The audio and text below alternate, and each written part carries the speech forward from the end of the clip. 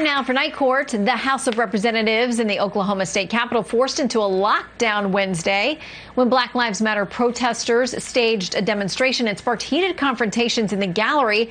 One man standing nose to nose with the lawmaker confronting him over a measure that stiffens penalties for violent protesters. It also grants immunity to motorists who unintentionally kill or injure protesters while they are attempting to flee the scene of a riot. The bill was signed into law Wednesday by the state's Republican governor, just days after Florida Governor Ron DeSantis signed an anti-riot bill into law there. But tonight, Florida's measure is already facing a legal challenge, claiming it limits the constitutional rights of protesters. Let's debate the merits of this case with tonight's Legal Eagles. Attorneys Kelly Hyman and Bob Bianchi. Welcome to you both. Hey, Shannon, Thanks how you doing? Having us. Okay, let's start with Exhibit A. This is from Governor Ron DeSantis talking about this anti-riot bill he just signed into law. It is the strongest anti-rioting, pro-law enforcement piece of legislation in the country. If you riot, if you loot, if you harm others, particularly if you harm a law enforcement officer during one of these violent assemblies, you're going to jail.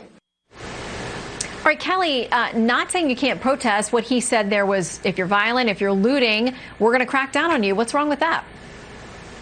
Well, I believe this is not an anti-bill but it's basically a bill that's harming people for peaceful protesting. It's basically saying if you go to protest and there's 75 people there and 3 people are bad, even though you're peacefully protesting, you can still be at harm. That's a problem. Majority of Floridians do not support this bill. Well, it is now law, so it is also being challenged. We'll have to see what happens. This is from the complaint, Exhibit B. It says this, the breathtaking scope of the bill includes granting civil immunity to people who drive into peaceful protesters if such demonstration blocks a road. Bob, that's one of the objections I keep hearing about this. Shannon, this is really a capitulation of all laws that already exist.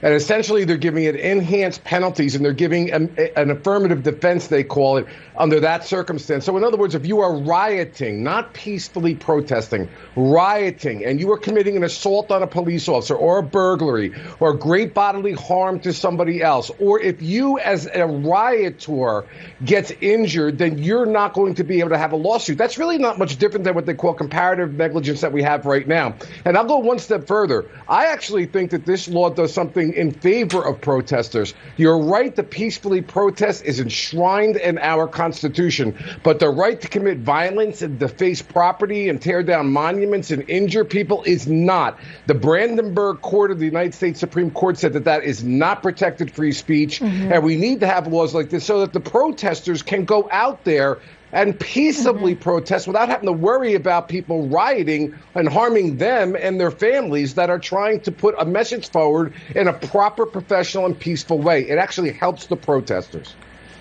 Yeah, I mean, we have this conversation a lot on the show about there's a difference in the fact that people who are trying to peacefully protest get their message drowned out by bad actors who then just want to leverage the scene to create chaos. It does a great disservice to these families and to these protesters who have something to say. That gets us to Exhibit C. Here is a Florida State Rep, Randy Fine, talking about the bill. There's no First Amendment right to loot. There's no First Amendment right to burn down someone's business. There's no First Amendment right to attack a police officer. 10 seconds to each of you to make a final argument. Kelly, to you, then Bob. We have a First Amendment right to free speech, and this infringes people's right to free speech. Bob? In no way, Shannon, infringes somebody's right to free speech. The Brandenburg Court and common sense tells you that you cannot commit violence while you're protesting. Peaceful protest all the way, violence no way. Well, it was surprising to me in getting ready for this segment that there are so many states who are considering this exact same thing or have recently passed very similar measures. And I think after what the country went through last summer, there are some states that think that this is necessary. So we'll watch to see how the legal challenges pan out. Kelly and Bob, thank you both. Thank you, Shannon. Thank you.